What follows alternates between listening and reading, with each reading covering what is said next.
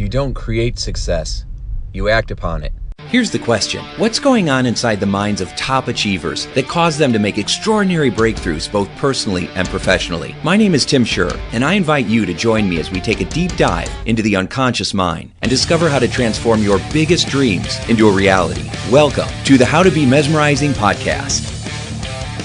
Hey everybody, how you doing? It's Tim Shurr. Welcome to the podcast. It's time to get mesmerizing. So today we're talking about something that I think is really, really important. I finally got some confirmation for something that I've been thinking about for a long time. And it's the idea that a lot of times we feel like we have to go out and create our success. It's like we have to discover some magical secret that's going to make all our dreams come true. Because it seems like it's not just hard work. It seems like it's not just how smart you are. It's not how nice you are or how talented you are. It seems like there's a special combination of things that seems to happen for certain people, right? And who those certain people are can often be random. It's not where they come from. It's not where they're born. It's not who their parents are. Although definitely there are people who are certainly born with advantages. I remember I was volunteering for a food bank in downtown Indianapolis, and one of the gentlemen said that it's important for us to all stay humble because people don't appreciate that often they are born on third base and they think they put themselves there when in fact they were simply just born there, right? They're born in the right family or the right country or with the right, a silver spoon in their mouth, and then they tell everybody that they're self-made. He says, well, there's other people out there that aren't even born on first base, right? They're born with like literally nothing. And so the point is that we want to make sure that we recognize what is it that certain people are doing that's creating these results that seems to be eluding others. And I'll tell you what my theory is. So first of all, I think a lot of it has to do with your beliefs, right? I talk about it all the time. In fact, whenever I see the word belief, BELIEF, when I see the word belief, I always see the three letters that are in the middle of that word, and it's lie, right? So in any belief, there might be a lie that's hidden in there. And a lot of times the beliefs that we have are full of lies. They're full of limitation. They're full of fear, right? They're full of what's not possible. And so I've had plenty of self-limiting beliefs in my life that I wasn't good enough or smart enough or strong enough or handsome enough or wealthy enough or resourceful enough. I had beliefs that I wasn't ready, right, for opportunities. I've sabotaged myself many times. I remember I had the opportunity to talk to somebody who was the president of a very large financial institution, and it was like my chance to go, to talk to him. I literally got this guy on the phone. He took a couple minutes to talk to me, and I choked, right? I basically said, well, I've got some great programs that are coming up. They're not quite ready yet, which there was some truth to that. I was still trying to figure out exactly what I was going to really promote. But at the same time, I had enough skill set where I could have just made something up. I could have just shared what I did have. But I got scared because I felt like I wasn't prepared. And then it was frustrating. Even thinking about it now, it's like, However, I also realized that, those opportunities come and go. I'll create more, right? Well, let me rephrase that. I won't create more. I will act on them as they appear. And that's the second thing I want to talk about. Once you start to uncover what the beliefs are that are holding you back and shifting them, then the second piece of this that I think is really important that a lot of times people don't understand, and I didn't understand for a long time until really just a couple seconds ago, which is I had this epiphany and I thought, podcast, okay, because I want to share it with you. And so what I think happens is that we put things in motion. We start to think about things that we want to create. And the more we think about it, the more opportunities come up, the more ideas we have about it, the more our brain starts to notice different resources, different people, different opportunities, different articles, different books.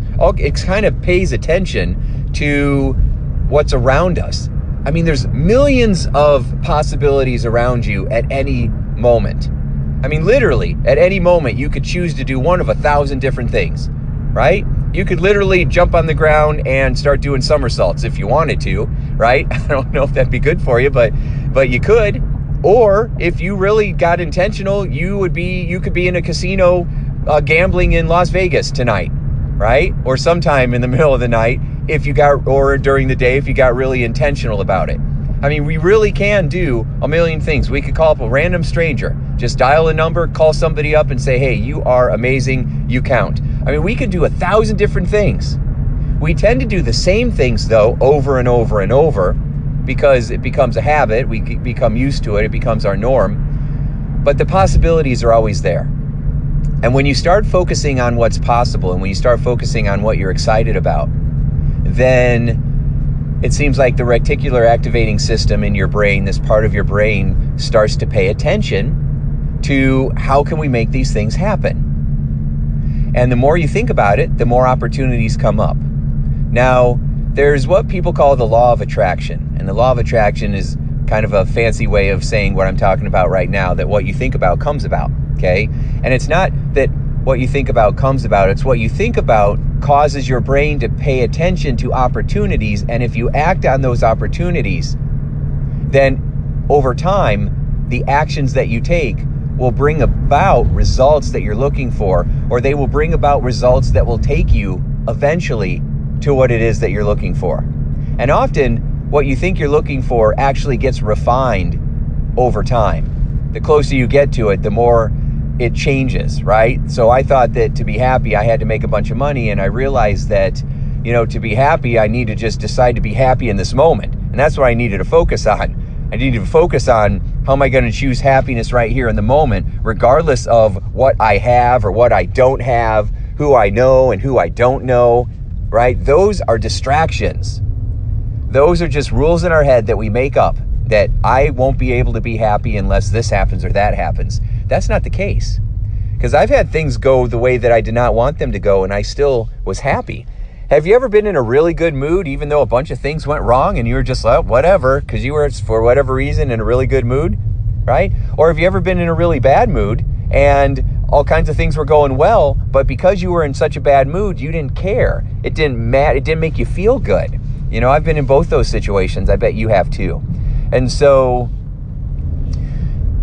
the point here is that when you are paying attention to what it is that you want, and you're trying to figure out how to create it in your life, and you create these lists, I'm going to do this, and I'm going to do this, and I'm going to do this, and then you just try to accomplish those goals.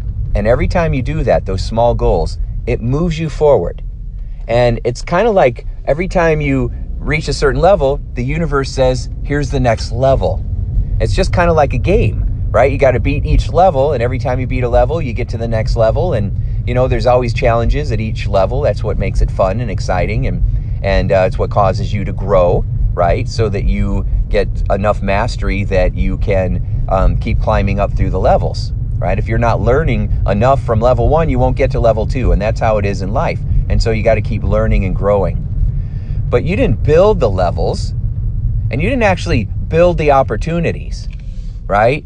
It's just, you got to act on them. So for example, I put out, I'm making this podcast, and it's like December 11th, right? 2018. And probably about a month ago, I sent an email out to several of my old corporate clients, who I haven't worked with for about a year or so. And I just said, hey, is 2019 going to be a mesmerizing year? Just sent out an email to a handful of them. Didn't hear anything back, right? Until today. Today I got an email, hey, we would love for you to coach one of our executives and speak again at our conferences. And that's, yay, that's exciting, right? Now, some people say, well, you created that. Well, no, I didn't. What I did was I took action on the thought, and then I put the thought out there. And it's kind of like when you have a seed and you put the seed in the ground. You didn't create the seed. And you didn't create the ground, and you didn't create the magic inside of the seed that causes the seed to turn into something, into a plant, right? You didn't create the soil, you didn't create the oxygen or the nitrogen or the minerals in the soil or the sunshine. You didn't create any of that stuff, and yet you don't have to. All you have to do is get the seed and put it in the ground. That's your part. And if you keep planting seeds and putting things in the ground, they're going to grow. Now, sometimes they don't grow, but you keep planting seeds anyway because that's what you know to do, right? And that's how you keep learning. And then over time, you get better at learning how to garden or better at farming, right? And you just increase your level of awareness and mastery. So I put the seeds out, but I didn't make the person call me, right? I didn't make the person hire me, right? I have no control over that. All I know how to do is take action on the things that are in front of me. These are the things that are in front of me. This is what I feel is going to help me get where I want to be faster than anything else. I need to figure out how I'm going to make sure that I am enjoying my life and being happy while I'm going through these things. And so that I'm feeling happy now and I'm feeling happy down the road when I accomplish these goals. But whatever happens, it's not like, at the end of the day, I'll look back and say, I'm totally self-made. There are so many people that have helped me through the years. There are so many experiences where I was in the right place at the right time. There are so many experiences where I just feel like at some level I got lucky, right? However, I don't really think that luck has a big part of it. I think it's just how willing are you to keep your eyes focused on the prize, to prepare yourself before you're in a situation, so when you're in that situation, when opportunity knocks, you are prepared for it. And then, how good are you at really focusing in and constantly refining what it is that you want and prioritizing what actions will get you closer to your goal or closer to achieving a smaller goal the fastest. So as long as you keep putting the seeds in the ground, as long as you keep doing your part on taking those actions, the rest will fall into place. The only time it doesn't work is when people stop, when they just give up, when they're not learning anymore, when they succumb to their own self-limiting beliefs and fears, or when they simply stop trying. Otherwise, it just seems like no matter what happens, if you just keep going for what you want, eventually you get it. Now, there are some people that have spent their lives trying to accomplish certain goals, and they didn't accomplish those specific goals.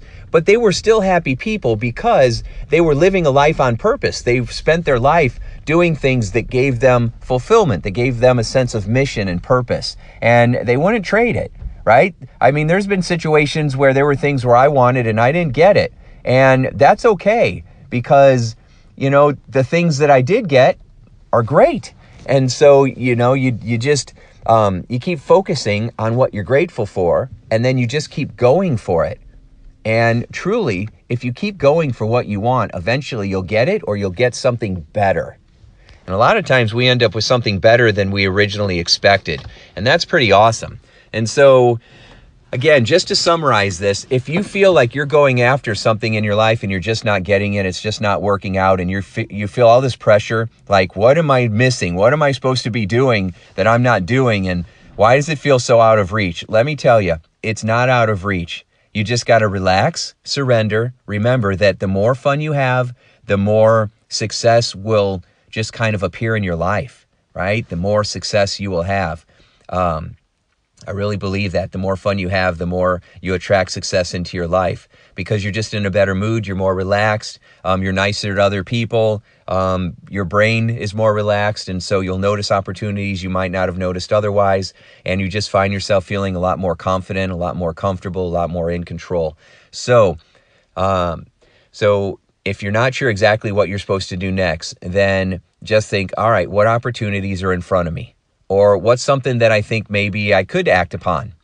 I mean, it happens constantly in my life because I'm always paying attention. I'm very self-aware, always monitoring the way I'm thinking, what I'm focusing on, what's going on around me. I'm always watching for what's going to show up, right? And so there's always something that will show up in your life that was going to help you if you pay attention.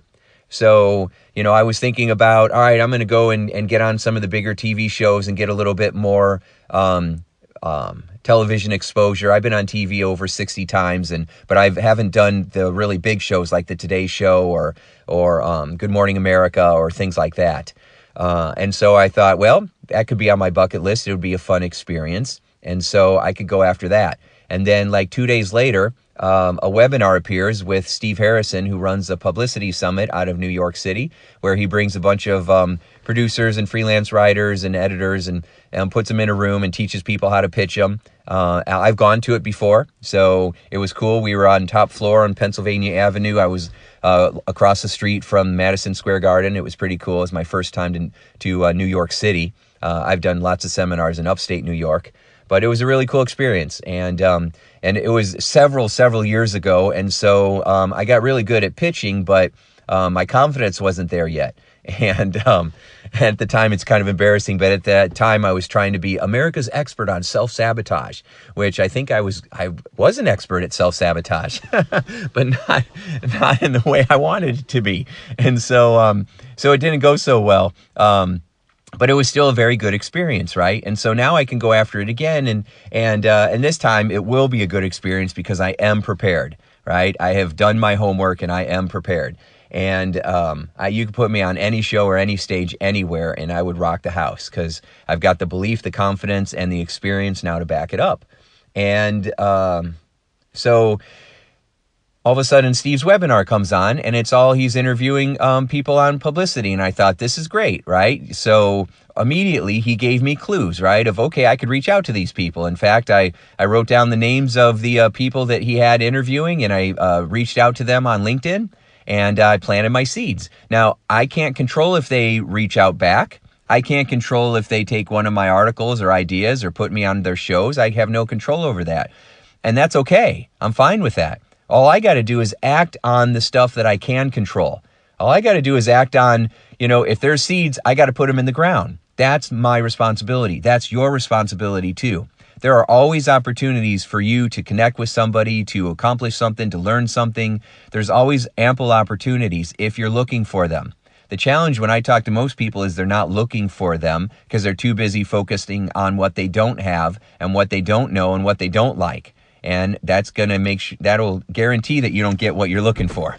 Okay, so again, pay attention to the opportunities in your life and realize there's no secret to success. There's just strengthen your beliefs, believe in yourself, believe in others, believe in what's possible, and then focus your whole mind on all right, what are the opportunities in front of me? And what's my end goal? What is it that I want to accomplish? And what do I think I need to do to start to get there? It's the first step I can take. And if there's a couple of steps you can take, prioritize it. What do I think will actually get me there the fastest? We don't always know. We're just like an educated guess, but you try to figure out what's going to get me there fastest. And I'll tell you, one of the things that get people the farthest, the fastest is cultivating relationships, right? So we want to make sure we're cultivating relationships as a number one priority because that will really help you in so many ways. I'll do a podcast on that sometime because you can only take yourself so far, and then the people that you have cared about or added value in their lives, they will help take you the rest of the way. So, all right. I am now officially sitting in my garage in the dark. I keep opening my door and closing it so that the dome light comes on because I want to finish this with you. And so, but anyway, so just realize this. I hope this is exciting and it takes some pressure off of you because it certainly took a lot of pressure. Closing the door again, took a lot of pressure off of me, right? Because I kept feeling like, all right, what am I missing? What am I supposed to be doing next? And I would just get so stressed out. And that's not going to do it.